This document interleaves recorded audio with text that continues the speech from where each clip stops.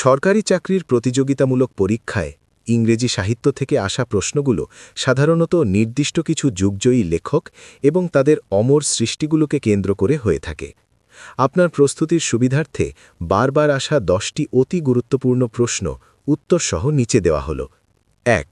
প্রশ্ন, who is the bird of Evan?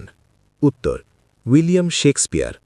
William শেক্সপিয়ারকে ইংল্যান্ডের জাতীয় কবি এবং বার্ড অফ এভন বলা হয়। 2. প্রশ্ন, হু is known as the father of English poetry? উত্তর, জিওফ্রে চসার। ইংরেজি কবিতার জনক জিওফ্রে চসারকে বলা হয়। 3. Which period of English literature is known as the Golden Age? উত্তর, দি এলিজাবেথান এজ। রানী এলিজাবেথের শাসনকালকে ইংরেজি সাহিত্যের স্বর্ণযুগ বলা হয়। 4. Who wrote the famous epic Paradise Lost? উত্তর, জন মিল্টন। এটি একটি কালজয়ী মহাকাব্য যা দুটি ভাগে বিভক্ত। স্বর্গ থেকে মানুষের পতন এর মূল উপজীব্য। 5. Who is called the poet of nature in English literature? উত্তর, উইলিয়াম ওয়ার্ডসওয়ার্থ। প্রকৃতি নিয়ে তার অসাধারণ সব কবিতার জন্য তাকে এই উপাধি দেওয়া হয়েছে। 6. To be or not to be, that is the question. Who said this? উত্তর, Hamlet.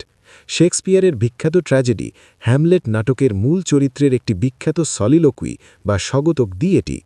7. Who is the author of Gulliver's Travels? উত্তর, জনথন সুইফট। এটি মূলত একটি স্যাটায়ার বা ব্যঙ্গাত্মক উপন্যাস।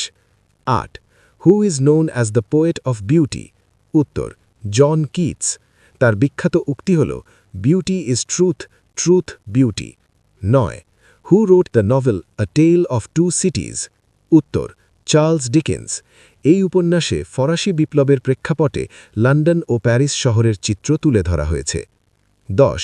হু is the only Nobel prize winner in literature from Ireland who also one an Oscar? উত্তর, George Bernard Shaw. তিনি পিগমিলিয়ন নাটকের জন্য অস্কার এবং 1925 সালে সাহিত্যে নোবেল পুরস্কার পান।